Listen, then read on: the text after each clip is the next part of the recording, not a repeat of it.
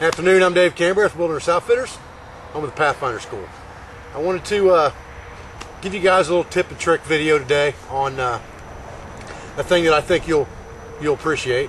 One of the things I want to tell you guys real quick, I was thinking about this today a little bit when I was looking at comments and thinking about the Discovery Channel thing and thinking back on the interview that I had with Rob Fraser. And one of the greatest things that I found about YouTube is even I learn so much every day from YouTube, because every time I put a video out, somebody puts a comment on one of my videos that teaches me something. It's not every single day, but every time I put a video out, at least one comment somewhere in there I learn something from, or I take something away from that, and it's a great learning tool for me. So it's becoming exactly what I wanted it to. We're learning together, and that's the way I wanted to do things, and we're going to do some more video footage on this blowgun situation, because I learned quite a few tips and tricks from other guys that hunt with blowguns already.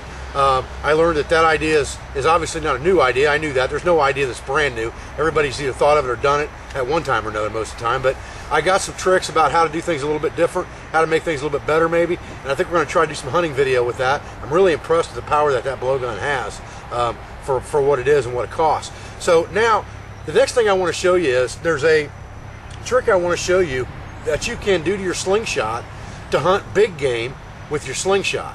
Now, a lot of people have asked me about poisons and things like that on the blowguns. Forget it, guys. There's no poison that will even kill a human being in the United States or anywhere that's going to kill a human being in quicker than 15 or 20 minutes. If you shoot a large game animal with a poisoned arrow or a poisoned dart, and it's going to take it 15 or 20 minutes to die, you're probably not going to find it, because it's going to run full speed ahead and not stop, and it'll be very hard for you to find it no matter how good a tracker you are. So I would forget the poison. Let's talk about ways of killing big game animals with our slingshot right now. Okay guys, real quick, let's talk about what we got laying here. We've got a slingshot frame, which is basically just a wrist rocket frame. You put on your wrist and secure it. We have our slingshot bands. These are heavy duty bands. The black ones are usually heavier than the tan color ones are. I have two Ranger bands just cut from an inner tube. We've talked about those on several videos. And I have a cheap 25-cent key ring type ring here. Alright? And I'm going to show you how to put this thing together now to make something you can kill big game with.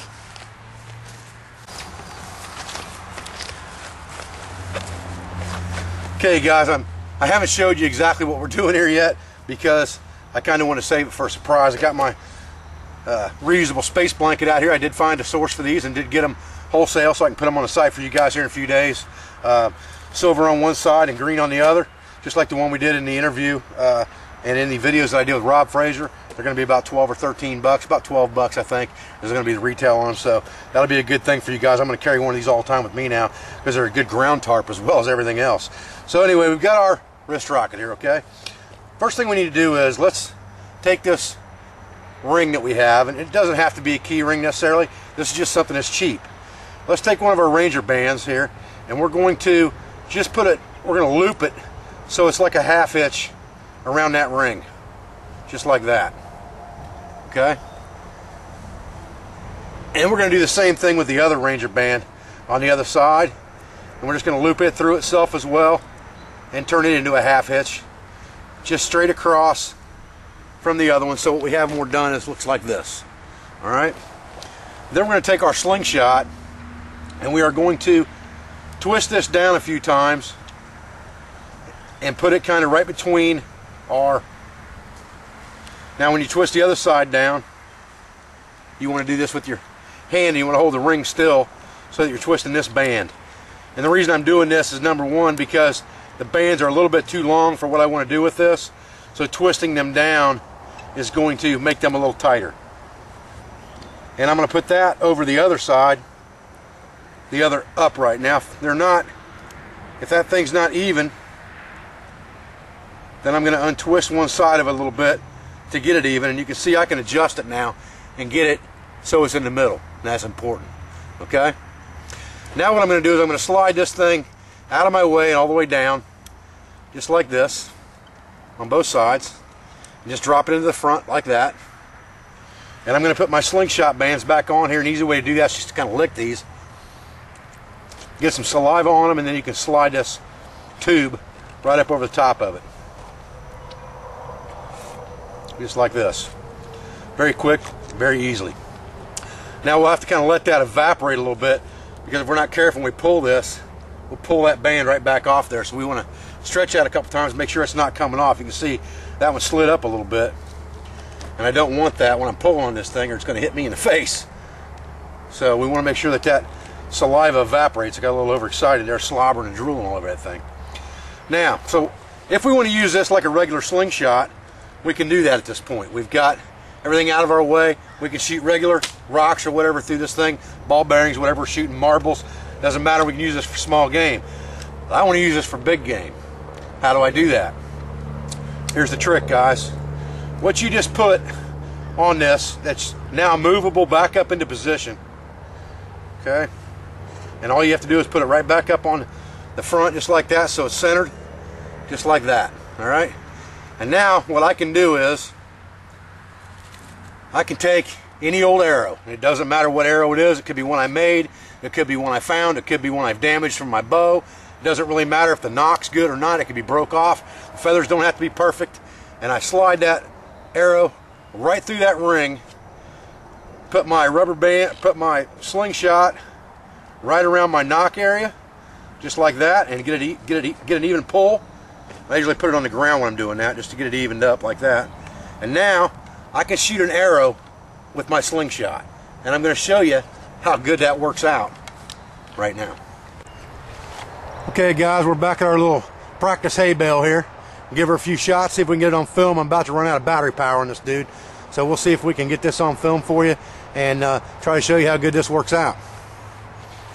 So I'm just going to walk up here right in front of the camera for you, and this camera's probably sitting, I'm guessing, a good 10-12 yards from this target. So I'm probably 10 yards sitting in front of the camera.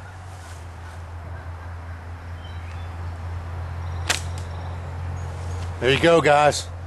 Boom, dead deer.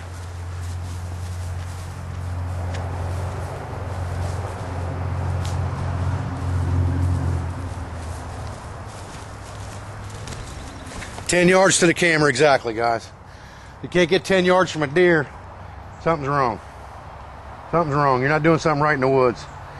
The good thing about a slingshot is, versus a bow, it doesn't take near as much room to work with it, because you don't have to lift it up and down in the trees like you do with a bow. With a slingshot, you can just draw it straight back, and the only room you need is this right here. You don't have any room up here where the bow would be, or a crossbow for that matter. And you can shoot any arrow through this thing. You can shoot aluminum, you can shoot carbon, you can shoot homemade arrows out in the woods, cane. You can shoot a regular wood arrow out of it. Any of them will work just fine. You could use duct tape for feathers, just like we did when we made the bundle bow. You don't have to have specific perfect arrows for this. This just happens to work out pretty good. You can see 10 yards, that thing's deadly, guys. We're getting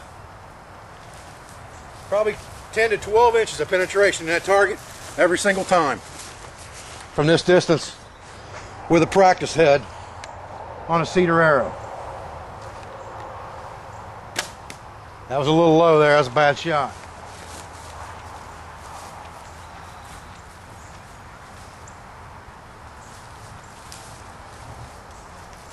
The good thing about this is, what I like about it is, you can almost walk around at the ready with this thing, because this ring rotates. So you can stuff this up into your nock just like this, tuck this arrow down to the side just like this, and you can walk just like this while you're stalking, and then when you get up there, all you have to do is flip it around and you're ready to go. You don't want to take the shot, put it right back in the rest position and start walking again. When you get done with your stalk and you're ready to rock and roll, pull it up, let it go, bam. You're good to go. You can kill big game with this. This will kill a deer in a heartbeat, guys. It will kill a deer in a heartbeat, I guarantee it. In a heartbeat, that'll kill a deer.